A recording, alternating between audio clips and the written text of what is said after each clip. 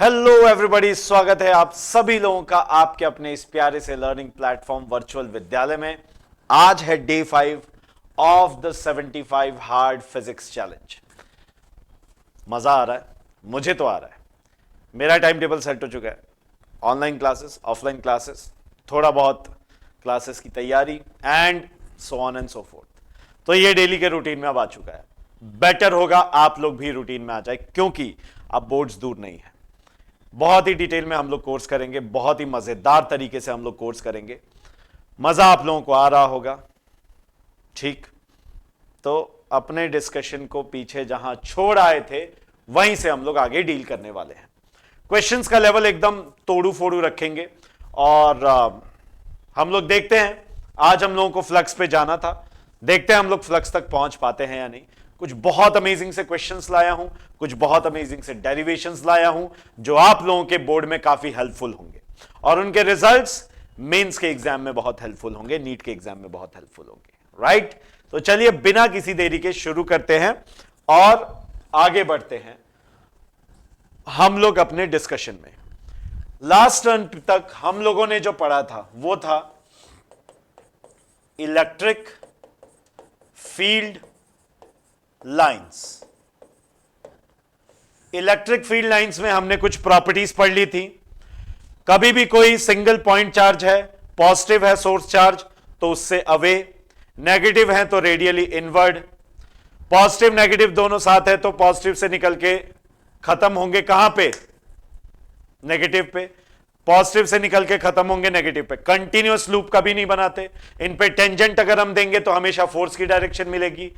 अगर कभी भी आप देखोगे ये इंटरसेक्ट ना तो खुद से करेंगे और ना ही आपस में इंटरसेक्ट करेंगे। क्यों? कारण क्या है? क्योंकि अगर इंटरसेक्ट कर गए तो फोर्स के दो डायरेक्शन आ जाएंगे एक ही पॉइंट पे। क्या यह संभव है? क्या यह पॉसिबल है? हरगिज नहीं। बात खत्म। ठीक है? तो एक पॉइंट शायद कल रह गया था, लिखवा दे रहा हूं। They do not form a closed continuous loop like in the case of magnetic fields। अगर हम मैग्नेटिक फील्ड को देखें तो मैग्नेटिक फील्ड में होता क्या है? कंटिन्यूअस लूप बनती है। जैसे आपने 10th स्टैंडर्ड में पढ़ा होगा कि अगर ये नॉर्थ और साउथ पोल है मैग्नेट के, एक बार मैग्नेट है, नॉर्थ और साउथ पोल है। यहां पे जब हम देखेंगे तो नॉर्थ से साउथ बाहर की तरफ और साउथ से नॉर्थ अंदर की तरफ, तो ये एक क्लोज कंटिन्यूअस लूप है। इसी प्रकार से यहां भी देख रहे हैं आप, राइट? बाहर की तरफ नॉर्थ से साउथ और यहां पे साउथ से नॉर्थ, तो एक क्लोज कंटिन्यूअस लूप है। लेकिन ऐसा, ये कौन सी लाइंस है? Magnetic field lines. Magnetic field lines ये पढ़ेंगे भी हम लोग आगे, चैप्टर नंबर 4 में है, भर भर के है, बहुत मस्त पढ़ेंगे। लेकिन बच्चों ध्यान रहे कि अगर दो चार्जेस हैं, एक है प्लस क्यू और एक है माइनस क्यू, तो इसके अंदर कभी भी क्लोज कंटिन्यूअस लूप नहीं बनेगी। क्लोज कंटिन्यूअस लूप कभी नहीं बनेगी, कभी भी आपको क्लोज कंटिन्यूअस नहीं। हमेशा आपको ऐसे देखने को मिलेगा कि एक तरफ से निकला अगली तरफ चला गया, बस दैट्स इट, इतना ही। पॉजिटिव से निकल के नेगेटिव, बस इतना ही देखोगे। सही बात है? पॉजिटिव से निकल के negative. Understood? Is it clear? हां या ना? ठीक है। अब अगर हम लोग यहां पे देखें तो एक 9th पॉइंट भी मैं ऐड करना चाहूंगा। वो क्या है? देखो, मान लो अगर मैं एक पॉइंट चार्ज उठाऊं प्लस क्यू, ठीक? यहां से फील्ड लाइंस निकल रही हैं ऐसे, इलेक्ट्रिक फील्ड लाइंस ऐसे निकल रही होंगी और जा रही हैं टुवर्ड्स, किधर जा रही हैं ये? ऐसे टुवर्ड्स नेगेटिव जा रही होंगी। अब एक बात बताओ, अगर मैं यहां पे एक लूप बनाऊं और इतना ही बड़ा लूप ये आगे जाके बना रहा हूं, इतना ही बड़ा है। इसमें से कितनी लाइंस निकली? कम। इसमें से 3, इसमें से 2 निकल रही हैं। देखो 1 2, इसमें 1 2 3।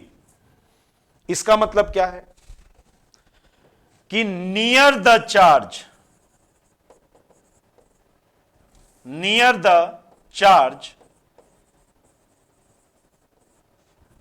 Electric field lines are denser than away from the charge. समझ गए?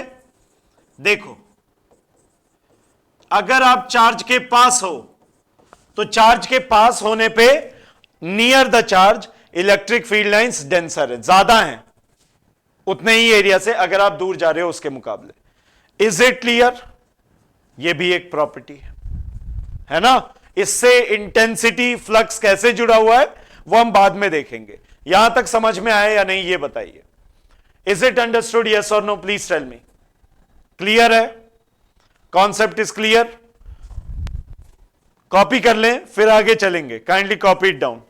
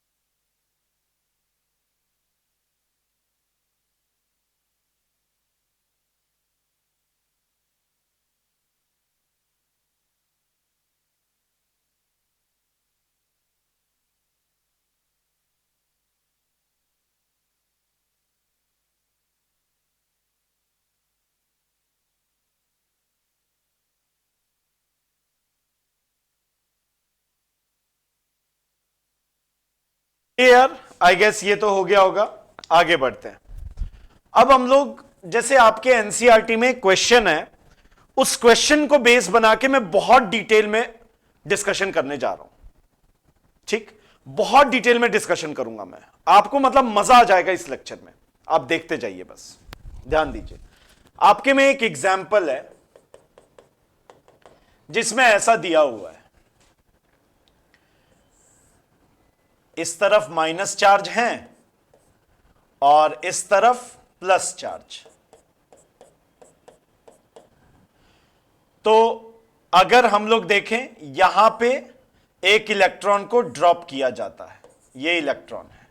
और अगर मैं इलेक्ट्रिक फील्ड लाइंस की बात करूं तो पॉजिटिव से नेगेटिव होती हैं। ये देखा है ना हमने, इलेक्ट्रिक फील्ड की डायरेक्शन क्या होती है? Positive to negative.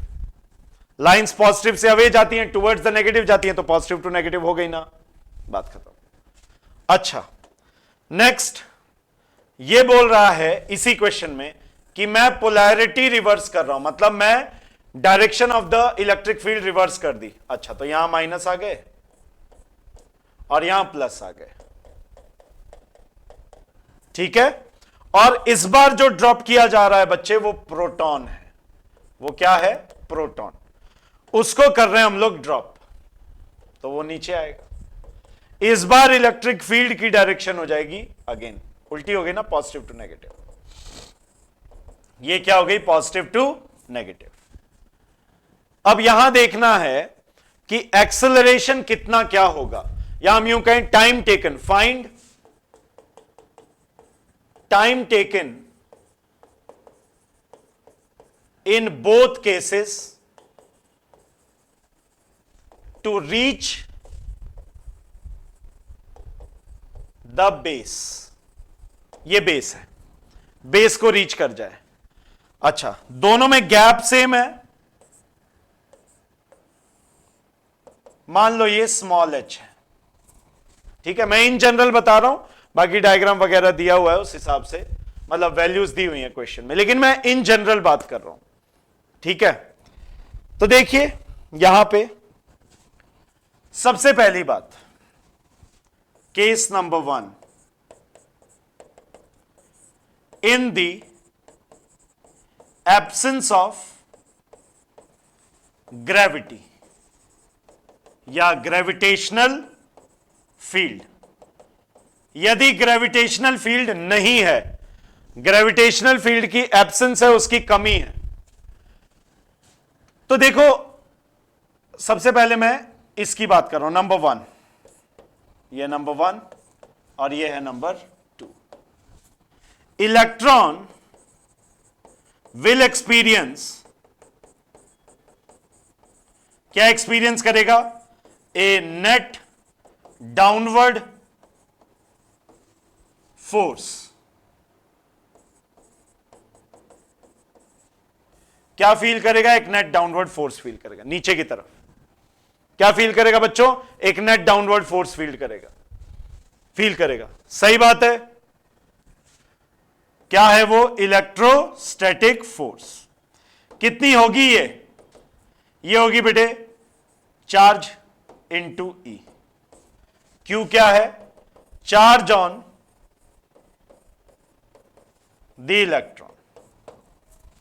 सही बात है, कोई टेंशन नहीं। अच्छा, अगर फोर्स फील कर रहा है तो एक्सेलरेट भी करेगा, F बराबर ma।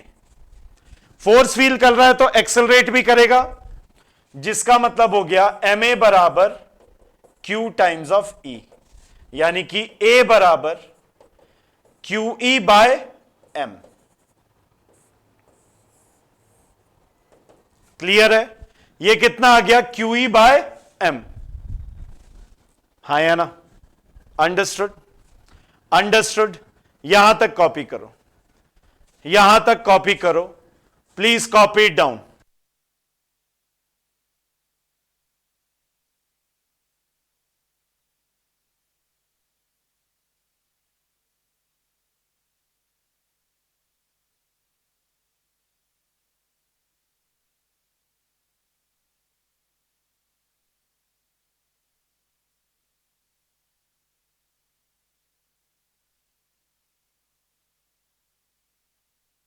क्या ये बच्चों? Is it done? No problem. QE by m आ गया। अब सोचो QE अपॉन m से ये नीचे की तरफ जा रहा है।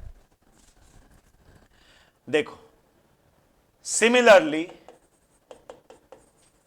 फॉर प्रोटॉन, यदि मैं प्रोटॉन की चर्चा कर लूं तो एक्सेलरेशन ऑफ प्रोटॉन क्या आ जाएगा? यह आ जाएगा आपका QE by mass of proton. As acceleration of electron कितना था? QE by mass of electron. सही बात है। और मैं यहां पे देखना पॉजिटिव और नेगेटिव नहीं ले रहा। क्यों नहीं ले रहा? क्योंकि मुझे अभी सिर्फ मैग्नीट्यूड से मतलब है। क्लियर? ठीक है। अब ध्यान दो, अगर मैं यहां पे बात करूं तो S is equal to UT plus half AT square. मुझे क्या पूछा है? कितने टाइम में ये नीचे पहुंचा? पूछा क्या है बच्चे? कितने टाइम में ये नीचे पहुंचा?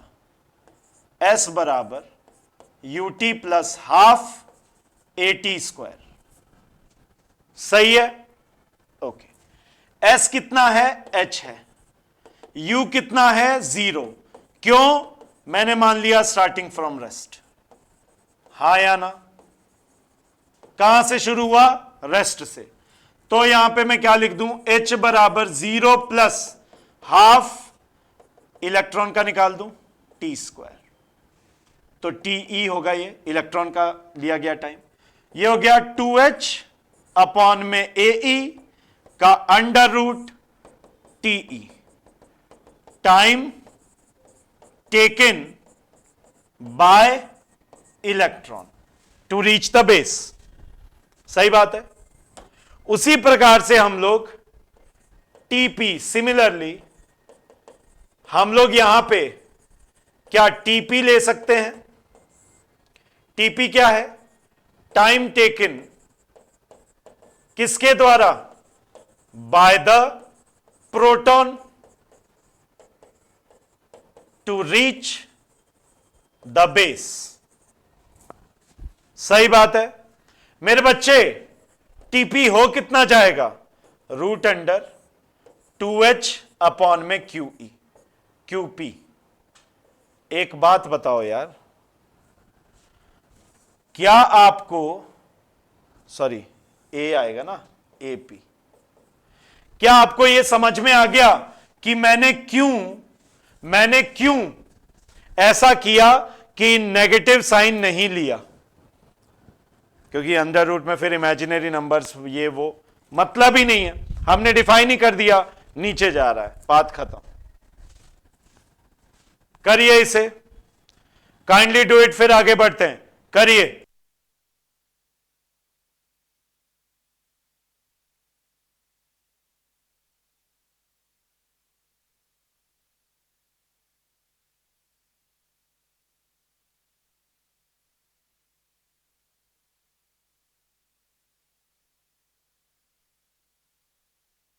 देख रहे हो यार, एक अकेले क्वेश्चन से कितने सारे क्वेश्चन हम उड़ा सकते हैं। देखिए अब यहां पे ऐसा आया टीपी, वो आ गया टी, टाइम टेकन। अब टी टीपी आ गए, तो देखो सबसे पहले मैं टी लिख देता हूं, कलर चेंज करते हैं थोड़ा, बोरिंग हो गया ना। टीई ये हो गया रूट अंडर 2h, ए था कितना? QE by M, mass of electron. अरे हां या ना, यही था बेसिकली। एक मिनट, T को क्या लिख रहे हो आप? 2h अपॉन में AE कितना था? QE by mass of electron, इसका अंडर रूट। सही बात है। तो time taken by the electron हो कितना गया? 2 times of Me into H divided by Q into E। सही है, अंडरस्टूड। और सिमिलरली उसी प्रकार से टाइम टेकन बाय प्रोटॉन कितना लिख दूंगा? Root under twice of M P H Q E। सही बात है। अच्छा, अगर ऐसी बात हुई, अगर कुछ इस प्रकार से चर्चा होती है, तो मैं यहां पे क्या ऑब्जर्व कर रहा हूं? मेरा ऑब्जर्वेशन यह बोल रहा है कि time, if all of the quantities, अगर सारी की सारी क्वांटिटीज आर फिक्स्ड और मेड कांस्टेंट, सबको हम कांस्टेंट बना दें, और आर नॉट चेंजिंग, जैसे इलेक्ट्रिक फील्ड और H, इसमें कोई बदलाव नहीं हो रहा, सेम ही तो इलेक्ट्रिक फील्ड को रिवर्स किया था ना, 2 भी कांस्टेंट है, तो क्या बोल सकता हूं? Time period is proportional to root under mass. Time period is proportional to root under mass. सही। अब देखो, क्योंकि देखो Q of electron and Q of proton, charge on electron and proton, इनका मैग्नीट्यूड सेम है, 1.6 into 10 raise to power minus कितना? 19 coulomb. होता है ना मेरे बच्चे, हां या ना? तो ये सिर्फ इस पे प्रोपोर्शनल है। अब देखो, also since mass of proton 1.679 into 10 raise to power 674 होता है, sorry, into 10 raise to power minus 27 kg, and mass on electron is 9.11 10 की पावर माइनस 31 kg। जिसका मतलब क्या हुआ, मास of electron is less then mass of proton. इसका मतलब यह हुआ कि time taken by the electron is also less than time taken bye the proton. तो यार यहां पे क्या पता चला, इलेक्ट्रॉन तेजी से जाएगा, प्रोटॉन धीरे धीरे जाएगा। क्यों क्यों, कारण क्या है, यहां से भी देख सकते हो। देखो एक्सेलरेशन ऐसे निकाले ना, जिसका मास ज्यादा उसका एक्सेलरेशन कम, जिसका मास कम उसका एक्सेलरेशन ज्यादा। जो ज्यादा एक्सेलरेट करेगा वो जल्दी नीचे पहुंचेगा। मजा आया, समझ गए? यस और नो? अंडरस्टूड? सिंपल सा फंडा है। ठीक, अगर इसमें केस 2 होता, ग्रेविटी और बोल देता वो, वैसे तो नेग्लिजिबल होती है ग्रेविटी इसके सामने। क्यों, अभी बता दूंगा। ये देखो, इसमें प्लस जी कर देते, ए प्लस जी, नीचे जा रहा है ना, ए प्लस जी इधर भी हो जाता, तो एक्सेलरेशन में क्या आता, ए प्लस जी, यानी प्लस जी, इधर प्लस जी, खत्म। आई क्या बात समझ में? यस और नो? लेकिन अभी मैं प्रूव कर दूंगा कि इस ग्रेविटी का कोई खास लेना देना है नहीं यहां पे। आप उसे सेफली नेग्लेक्ट भी कर दो, कोई टेंशन नहीं है, करो।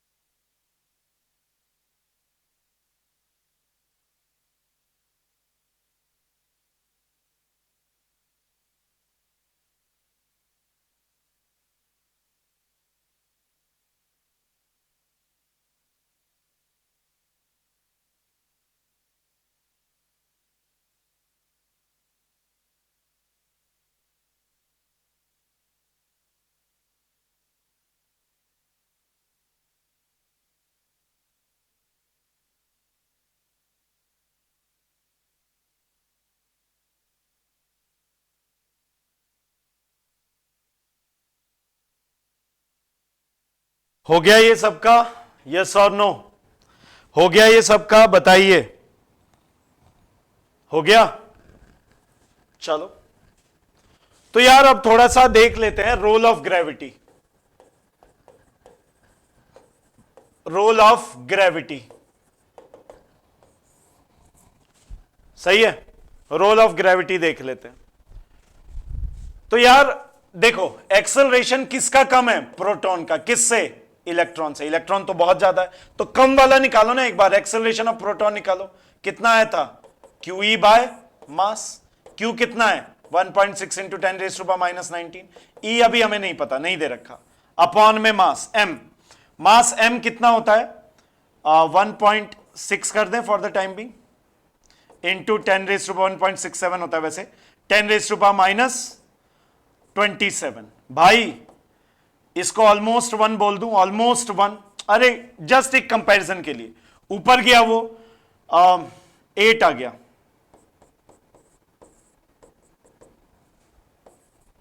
और आपको कमाल की बात बताऊं, E की वैल्यू ज्यादातर 1000 2000 इस रेंज में रहती है। तो यार अगर मैं बोलूं तो एक्सेलरेशन ऑन प्रोटॉन और acceleration on even in electron, मतलब एक्सेलरेशन ऑफ प्रोटॉन की बात कर लो, is much greater than g, acceleration due to gravity. तो अगर दे भी रखा है तो निग्लेक्ट कर सकते हो आप, कैन बी सेफली नेग्लेक्टेड। अब प्रोटॉन में यह हाल है, इलेक्ट्रॉन का तो और ज्यादा हो जाएगा है? क्योंकि इलेक्ट्रॉन प्रोटॉन से ज्यादा है, तो ये तो और ज्यादा हो जाएगा, आराम से निग्लेक्ट कर दो।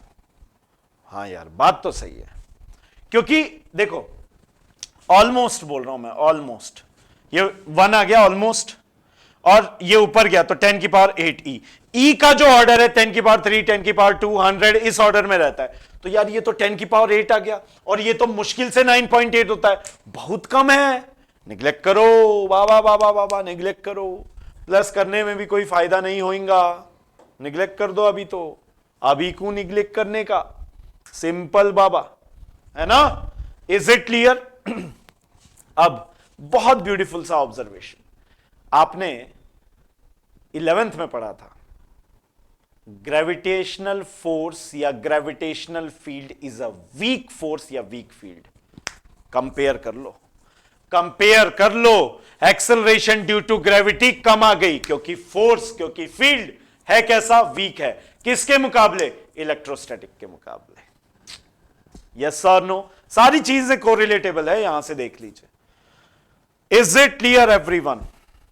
बहुत अच्छे से समझ में आया या नहीं, ये बताइए, ये बताइए।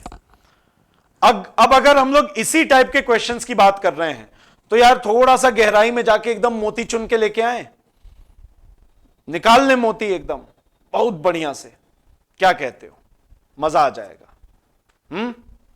चलें, कॉपी कर लो इसे, अगला टॉपिक मैं पढ़ाने जा रहा हूं, चलो कॉपी मत करो, अभी देखो, अभी तो बाकी है पिक्चर मेरे दोस्त। जी थोड़ा टाइम देख लिया जाए कितना हुआ है, टेंशन ना लो, 50 मिनट लगभग चलेगा और लेक्चर ये, ठीक है। मतलब आप जितना पचा सके उतना ही पढ़ाएंगे, मजेदार पढ़ाएंगे यार, मजा आना चाहिए, ठीक। देख रहे हो, जो आप पढ़े थे अभी तक, फील किए, वही तो चाहिए भाई, वही तो चाहिए। अब देखो, एक काम करते हैं, काइनेमेटिक्स और इलेक्ट्रोस्टैटिक्स को जोड़ देते हैं। अरे बाप रे सर, क्या करने वाले हैं, अभी बता रहे हैं, काइनेमेटिक्स और इलेक्ट्रोस्टैटिक्स को जोड़ दे रहे हैं। सर ऐसा क्वेश्चन आया है क्या? अरे यार थोड़ा सा एक्स्ट्रा बता दे रहे हैं, क्या दिक्कत है, मेंस वेंस देख लेना थोड़ा सा। देखो, मैं बोल रहा हूं यहां पे projectile motion of A charge. अरे सर बाप रे बाप, ये क्या बोलिस, प्रोजेक्टाइल मोशन किसका देखिस, चार्ज का। किसका देखने जा रहे हैं, चार्ज का। आओ देखो, मजा आ जाएगा भाई, मजा आ जाएगा। इस लेक्चर के बाद मजा ना आ जाए तो बता देना। ये देखो, ये कोई हमारा एक्स वाई प्लेन है, ठीक है, एक्स वाई प्लेन है। अब इसमें देखो, डेरिवेशन में नहीं कराऊंगा, मैं ये उम्मीद करके चल रहा हूं कि 11वीं वाला प्रोजेक्टाइल मोशन आपको याद होगा। अगर नहीं याद है तो जब प्रोजेक्टाइल मोशन पढ़ाऊंगा बता दूंगा, वहां जाके देख लेना। 75 डेज का चैलेंज उधर भी तो चल रहा है। आइए देखिए, अब मेरे बच्चे, मैंने यहां पे एक चार्ज था, उस चार्ज को फेंका, उस चार्ज को मैंने क्या किया, फेंका v वेलोसिटी से। तो ये चार्ज क्या करेगा, इधर आके गिरेगा। सर क्यों सर, ऐसा क्यों हुआ? क्योंकि मैं बता रहा हूं ना, यहां पे मैंने एक इलेक्ट्रिक फील्ड लगाई है, यहां पे मैंने क्या लगाई है, एक इलेक्ट्रिक फील्ड। सोच के चलो, इलेक्ट्रिक फील्ड है जिसकी वजह से ये डायरेक्शन इलेक्ट्रिक फील्ड माइनस से सॉरी पॉजिटिव टू नेगेटिव की तरफ। तो ये कोई पॉजिटिव चार्ज है और इस पॉजिटिव चार्ज को मैंने क्या किया, v वेलोसिटी से इधर थ्रो किया है। क्लियर है? तो हो क्या रहा है, बेसिकली हो ये रहा है मेरे बच्चे कि चूंकि मैंने इसे थ्रो कर दिया, चूंकि मैंने इसे थ्रो कर दिया, तो ये जाना तो ऐसे चाहता था, लेकिन इसके कारण ये नीचे आ जाएगा, इसके कारण ये क्या कर जाएगा, नीचे की तरफ आ जाएगा। इवेंचुअली एक प्रोजेक्टाइल लेके नीचे आ जाएगा। अरे बोलो यार, इवेंचुअली ये क्या करेगा, प्रोजेक्टाइल लेके नीचे आ जाएगा। वैसे तो हम देख चुके हैं ग्रेविटी इग्नोर कर सकते हो, वैसे तो हम देख चुके हैं, लेकिन फिर भी अगर मान लो ग्रेविटी की बात आ जाए तो दोनों तरीके से बता देता हूं। सोच का दायरा बढ़ाना है भाई मेरे भाई। देखिए नाउ, इनिशियली चार्ज, इसको मैं बोल रहा हूं प्लस क्यू, है ना, is throne with a velocity v, making an angle कितना मेरे भाई, थीटा विद द हॉरिजॉन्टल। तो अगर ऑब्जेक्ट को फेंकते ग्रेविटी में तो वो आके नीचे गिरता, प्रोजेक्टाइल होता। यहां पे चूंकि ये फील्ड इसको अपनी तरफ खींच रही है, इसीलिए ये प्रोजेक्टाइल लेके नीचे गिर जाएगा। यही देखेंगे, कॉपी करो इसे।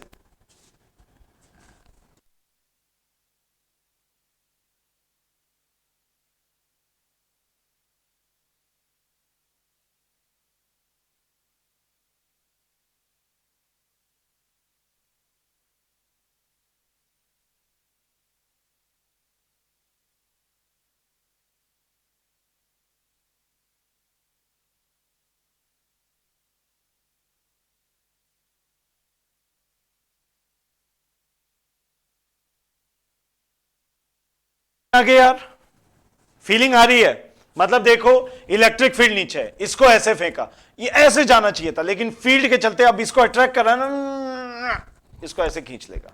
सही? अच्छा, अब देखिए,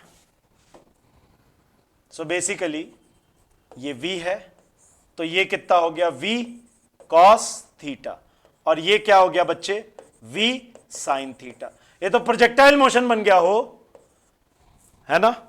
अब देखो, uniform electric field E is in vertically downward direction. हां या ना? कैसी है ये? Vertically downward direction. सही? तो electrostatic force in down direction. Electrostatic force कहां लगेगा? डाउनवर्ड में लगेगा। बहुत बढ़िया। अब no force in the direction of v cos theta. सही है? Therefore v cos theta no change. v cos theta में कोई चेंज आएगा क्या? नहीं। v sin थीटा बदलेगा, tit tit tit tit tit tit tit. ये वाला कंपोनेंट यहां पे vertical component zero, peak point पे टिट टिट टिट टिट, फिर लास्ट में बढ़ता जाएगा। ऐसा है। क्लियर है? ये v cos थीटा, इसमें कोई चेंज नहीं। तो प्रोजेक्टाइल मोशन आ गया। कैसे सॉल्व कर सकते हैं? Case of g effective. ठीक है, ये क्या लगा दें हम लोग?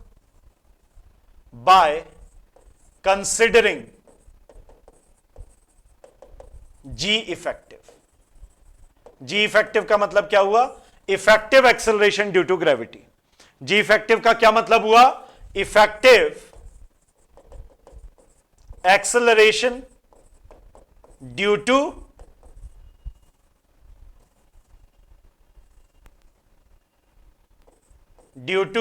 ग्रेविटी।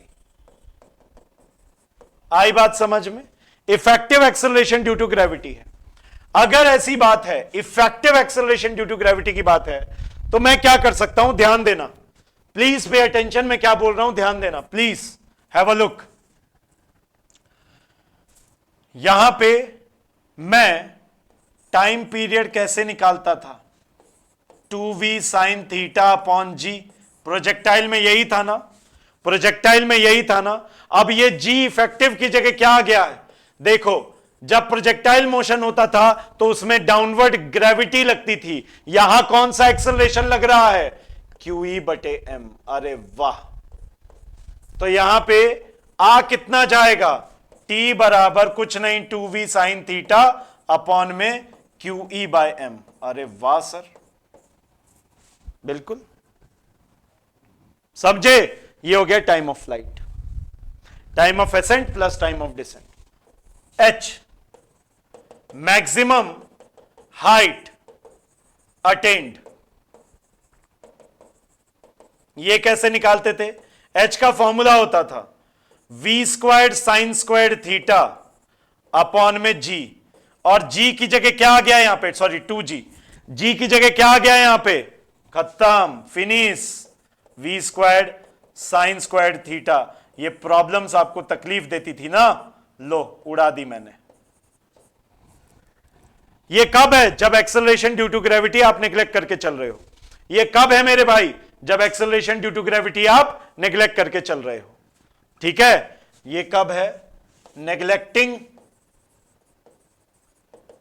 स्मॉल जी, जब आपने ग्रेविटी को एब्सेंट माना है, जब आपने ग्रेविटी को एब्सेंट माना है।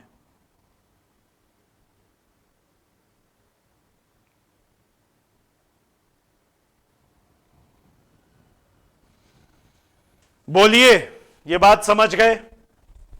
यस और नो? मजा आया या नहीं? हां, कॉपी करें एक बार और, अभी बताऊंगा।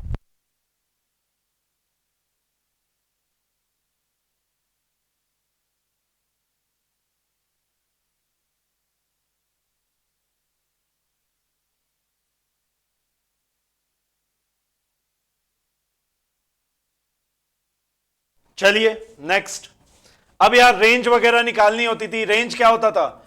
कितना डिस्टेंस वो पूरी फ्लाइट में, जैसे प्रोजेक्टाइल मोशन हुआ तो उसमें एक्स डायरेक्शन में वो कितना चला, इसी को रेंज बोलते थे।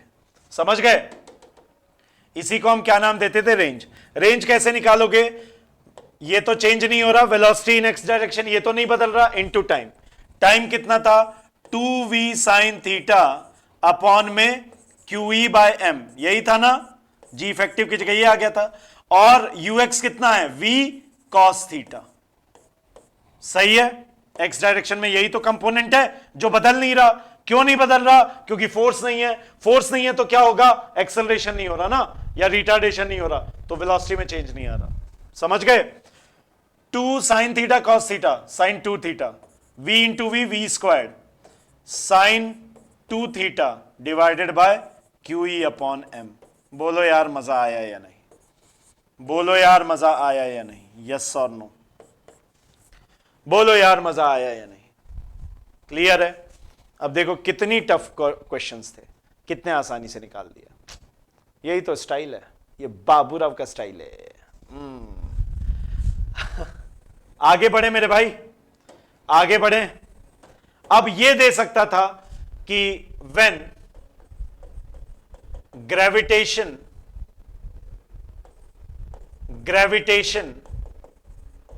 इज प्रेजेंट, जब ग्रेविटेशन क्या हो? मौजूद हो, प्रेजेंट हो, उसकी उपलब्धता हो। तो यदि ग्रेविटेशन की बात कर रहा है कि ग्रेविटेशन प्रेजेंट है या नहीं प्रेजेंट है, आइए जरा इस पे बात कर लेते हैं। तो यार जी इफेक्टिव हो कितना जाएगा? बस ऑलरेडी ये देखो, एक होगा क्या कि देखो, एक तो इलेक्ट्रिक फील्ड की प्रेजेंस की वजह से वो नीचे जा रहा है, और अब इसमें साथ के साथ में इस पार्टिकल में एक और लग जाएगा जी, और डाउनवर्ड ही लगेगा ना। जी कौन सा हॉरिजॉन्टल में आ जाएगा? नहीं ना, तो बदलाव थोड़ी हो रहा है। बस हुआ ये कि मेरे भाई यहां पे जो एक्सेलरेशन थी डाउनवर्ड डायरेक्शन में QE by m electric field की वजह से, उसमें जी और जुड़ जाएगा। खत्म, खत्म। अब लिख दो, फॉर्मूले आ गए। सबसे पहला किसका? टाइम का। क्या था? 2v sin थीटा अपॉन में जी इफेक्टिव। जी इफेक्टिव की जगह QE बाय m था जब ग्रेविटेशन नहीं था, जब आ गया तो जी जोड़ दो, खत्म यार। h क्या था? आसान है, v squared into sine squared theta, और जब g आ गया, पहले तो ये था 2 times of QE by m, जब g नहीं था तो। अब जब g आ गया तो g जोड़ दो। बोलो यार, ये g है क्या? पार्ले जी जूनियर जी है क्या? अरे ये ना पार्ले जी है ना junior G, acceleration due to gravity है, स्मॉल जी। सही। नेक्स्ट, रेंज में क्या हो जाएगा? फॉर्मूला बना पड़ा है, बस रिप्लेस करना है। रेंज बराबर वही ux इंटू टी, तो ux ये रहा इंटू टी में, बस यही तो जुड़ गया था, खत्म। ये हो गया आपका, ये हो जाएगा v squared sine 2 theta divided by QE by m था जब ग्रेविटेशन नहीं था तो, प्लस यहां पे क्या आ जाएगा? g। खत्म यार, कुछ भी निकाल दो। क्या फर्क पड़ता है ओ जी, की फर्क पैंदा है। आई बात समझ में या नहीं? हाँ या ना? ये क्लियर हुआ या नहीं इतना बता दीजिए। ये क्लियर हुआ या नहीं इतना बता दीजिए। लॉजिक इज क्लियर फीलिंग के साथ। तो अपन ने तो मतलब काइनेमेटिक्स को जोड़ दिया इलेक्ट्रोस्टैटिक्स से, कोई भी चार्ज। और देखो आपके एनसीईआरटी का क्वेश्चन यहीं पे समाप्त हो गया था। यहां पे हमने यहां पे कुछ नया आपको पढ़ाया है, और आप बताइएगा कमेंट सेक्शन में कि मजा आया या नहीं। मजा आना चाहिए यार, देखो ठीक है। ये कॉपी कर लीजिए, फिर आगे चला जाएगा। Copy it down, then we shall move forward. Please copy it down, और थोड़ा जल्दी लिखिएगा।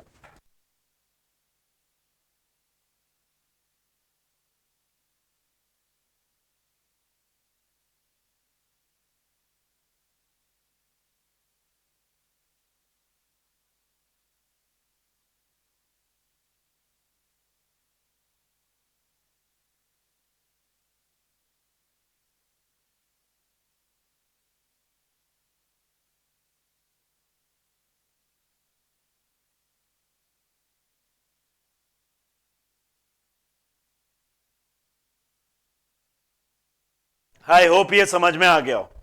आगे बढ़े क्या? हो गया ये। Now let us move forward.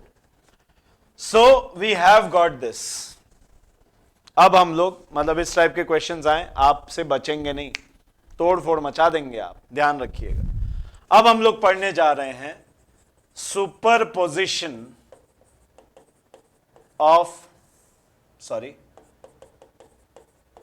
Electric field. देखो बहुत मस्त है ये, मस्त टॉपिक है, बहुत मजा आएगा। देखिए मान लीजिए कि हमारे पास में ये कोई अरेंजमेंट है। इस अरेंजमेंट में यहां पे मैंने प्लस क्यू चार्ज रख दिया, इस जगह भी same old plus Q charge रखने जा रहा हूं। ये रहा, सही है। ये इसका साहब मिड पॉइंट है,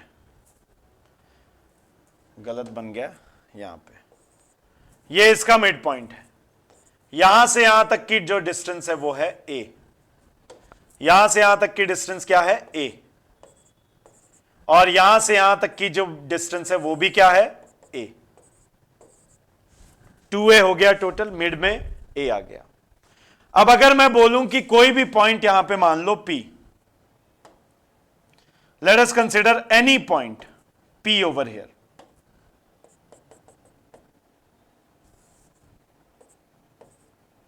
P। अब इस पॉइंट की दूरी यहां से है x। कितनी दूरी है? x। पूछ रहा है कि find out the electric field at P। क्या पूछा इसने? To find the electric field at point P। P point पे कितनी इलेक्ट्रिक फील्ड है ये हमें पता करना है, ये हमें पता लगाना है।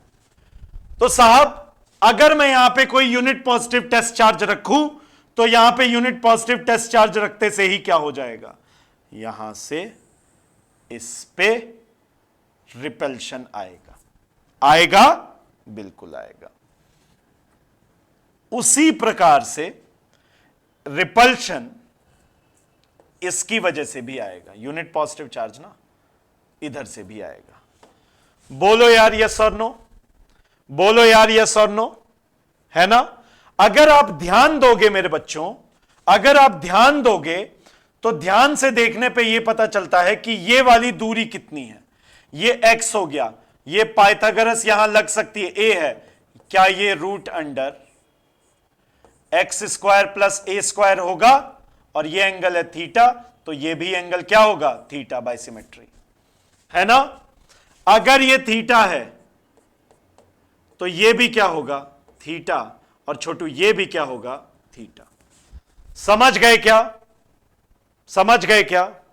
यस और नो? कॉन्सेप्ट क्लियर है? बिंदास, एकदम मस्त, बहुत बढ़िया। तो यार मुझे क्या समझ में आ रहा है, ये थीटा थीटा थीटा थीटा हमने देखा। तो अब ध्यान दीजिए, ध्यान दीजिए यहां पे। अरे यार ये interior alternate angle, interior alternate, है ना, सेम ही लाइन से ऐसे कट कर रहा है।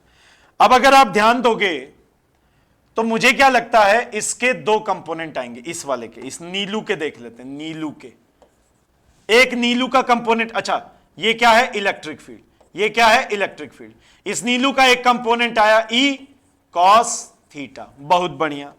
अरे इस पीलू का भी आएगा, पीलू का भी आएगा E cos theta, cos component, सही। ये जो नीलुआ है, ये नीलुआ का एक और आएगा, देखो ऊपर की ओर ई साइन थीटा, और ये जो पिलुआ है इसका नीचे की ओर आएगा ई कॉस थीटा, अरे बोल भी दो, अयो सॉरी, ई साइन थीटा, ई साइन थीटा।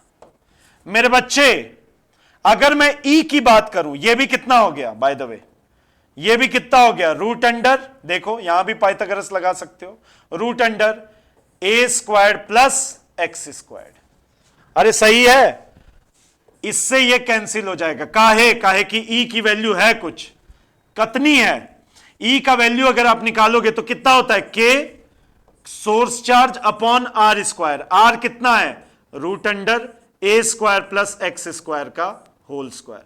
सर आर समझ में नहीं आया भैया, आर डिस्टेंस देखते हो ना पॉइंट का, पॉइंट का डिस्टेंस ये है ना, ये थोड़ी है, यहां पे थोड़ी है, क्यू, क्यू तो यहां पे है, आई बात समझ में। सो दैट मीन्स ई की वैल्यू क्या आ गई, k Q upon a square plus x square, under root से, स्क्वायर से अंडर रूट हट गया, सही। ये दोनों कैंसिल हो गए, अगर ये दोनों कैंसिल हो गए तो इनका रिजल्टेंट यही आ गया, यानी अगर मैं ई नेट की बात करूं तो मेरे बच्चे ई नेट हो कितना जाएगा, 2e cos theta, E cos theta, E cos theta जुड़ गया ना, 2e cos थीटा, यानी 2 टाइम्स ऑफ ई कितना है, के क्यू अपॉन ए स्क्वायर्ड प्लस एक्स स्क्वायर्ड, अरे बोलो, और cos थीटा, अब अगर cos थीटा लिखने जाओगे किसी भी ट्राइंगल में, ऊपर वाले में नीचे वाले में, base upon hypotenuse, x upon root under ए स्क्वायर प्लस एक्स स्क्वायर होगा, सब्सटीट्यूट कर दो, ई नेट बराबर देखो 2k Q upon into x upon, बेटे ये x a square plus x square into root under A square plus x square, cos theta की जगह यही लिखा था ना, अब हम लोग सॉल्व करके लिख सकते हैं इसे, जगह बना दूं, यही लिख दूंगा, जगह बना देता हूं, जगह बना देता हूं, ठीक है, जगह बन गई, कितना आ गया ई नेट का वैल्यू, ई नेट का वैल्यू आ कितना गया, ये आ गया ट्वाइस ऑफ के क्यू एक्स अपॉन में, देखो इसकी पावर 1, इसकी पावर 1/2 जुड़ जाएगा, मल्टीप्लाई है तो पावर हो जाएगा 1 प्लस 1/2, 3/2 होता है, ये हो गया ए स्क्वायर्ड प्लस एक्स स्क्वायर्ड की पावर में 3/2, net resultant electric field at point P, यह आ गया, सही बात है, बोलो यार यस और no, is it clear, please tell me, understood है। अब अगर यहां पे फोर्स निकालना है तो आप बस जो चार्ज आएगा उसको मल्टीप्लाई कर देना, स्मॉल क्यू, खत्म, कॉपी कर लीजिए, हम अपने डिस्कशन को यहीं एंड करेंगे, लगभग 50 मिनट हो चुका है, इतना ही अटेंशन स्पैन है आपका, चिंता मत करो, लेकिन आज बहुत ही गोल्ड कॉन्सेप्ट्स हमने देखे हैं, बहुत ही मस्त कॉन्सेप्ट्स देखे हैं, मजा आ गया, चुम्मेश्वरी कॉन्सेप्ट जिसे कहते हैं वो देखे हमने, लॉजिक क्लियर है सबको, यस और नो, मजा आया ना, कॉपी करें।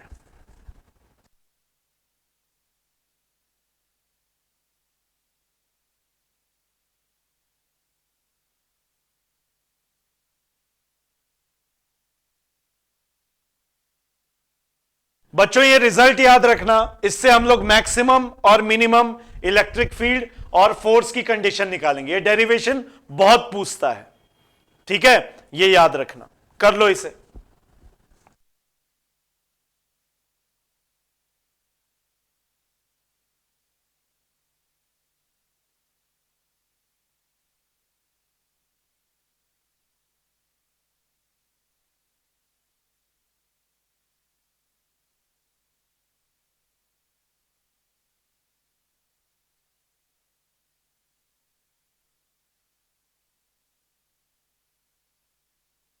चलिए, सो आई गेस, आई होप ये आपको अच्छे से समझ में आया हो, मजा आया हो आज के लेक्चर में।